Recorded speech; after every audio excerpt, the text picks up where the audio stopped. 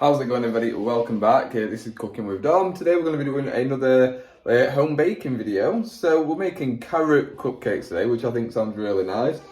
I'm quite a fan of carrot cake, I'd say. I do like it. It's not my go-to, but it's interesting. Now this recipe looks pretty fun, so we're going to get straight into it. First things first is we're going to put the 175 grams of caster sugar into a bowl, along with, one minute, let me just make sure it's all out. There we go. Along with 2 eggs. Now I am using 3 because they were like the smallest eggs I've ever seen. So I'm using 3 of those. And then it's 2/3 cups of sunflower oil, which is also quite weird in my opinion, but we'll go with it. So 2/3 of that. And now we're going to whisk this together with an electric whisk until it is light and fluffy. Say as well, sorry, I have preheated my oven to 155 degrees fan, 180 standard, 340 Fahrenheit, gas mark 4, and then 12 cupcake cases into a tin as well, just for prep. Right, let's get this nice and smooth. So there was only a certain level of light and fluffy you're going to be able to actually get that when there's so much like oil in it and things like that. I find that so bizarre. But yes, anyway, so now we're going to add into here 1 teaspoon of vanilla extract. My hand's shaky. There we go, 1 teaspoon of that. Move it over there. And then in this bowl to my left, which I'm just bringing in now, we have got 200 grams of self-raising flour, 2 carrots grated, the zest of, well, grated zest of 1 decent sized orange, and then we've got 2 teaspoons of mixed spice and 1 teaspoon of cinnamon in here as well, which we're going to now start gently folding in bit by bit. I've already sieved the flour into this bowl, so it should be okay. Although knowing my luck, it won't be. So we're going to start with that, and like I say, just nicely fold it in, like so. And we're going to obviously keep on repeating that till the whole mix is done. Okay, so I'm just going to add in the remainder of the ingredients now, just like so.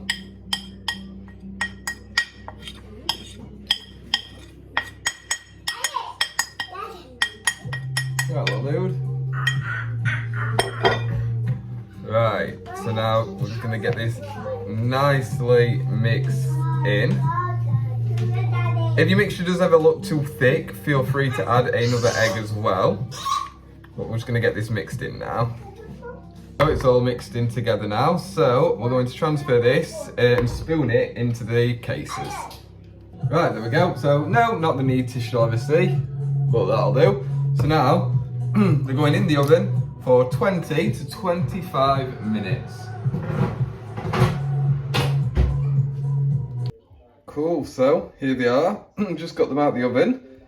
Obviously they're piping hot at the moment, so I'm going to transfer them onto the cooling rack, and then we can crack on in a little bit when they're cooler with the topping.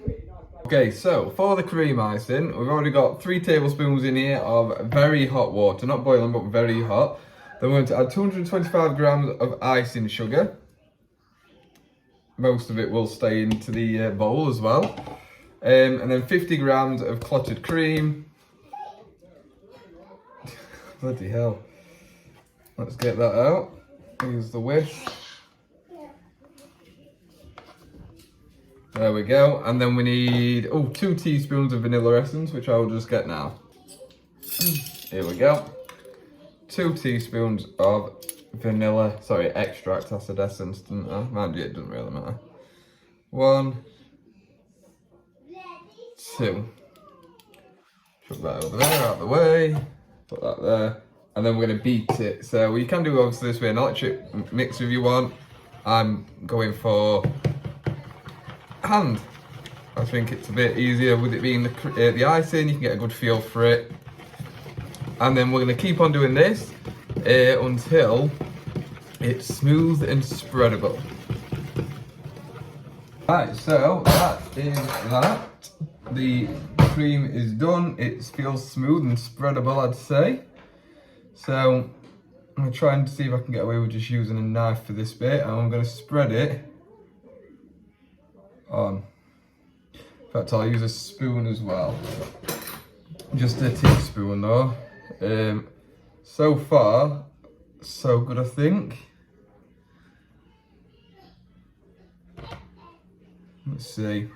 So it's not just running off, which is a good thing, because that was the one thing that I would have been most worried about. And then we're just gonna slowly and gently manipulate it around like that. And then we're gonna repeat that 11 more times. Right, so there we go. They look pretty damn good, to be fair, if I do say so myself. You might have a different opinion, but I think they've turned out really well, especially the cream. Yeah, they look really nice. But what do they taste like? Let's find out. So, the cream is obviously still a bit runny. It's only just, I've only just made it, obviously. I'm not giving it a chance to set. So I just want to get straight into the tray, and I've got other things to do today. I'm a busy man. Right, let's have a feel. The sponge is nice and, well, spongy, it's springy. It's all holding together really nice. It feels quite dense.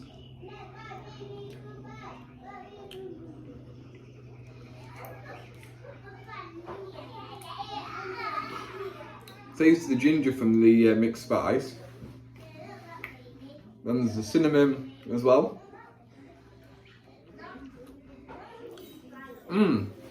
Everything's really well balanced actually. There's the cinnamon, the ginger that's in the mixed spice, and the orange zest, I'd say, is definitely its strongest features.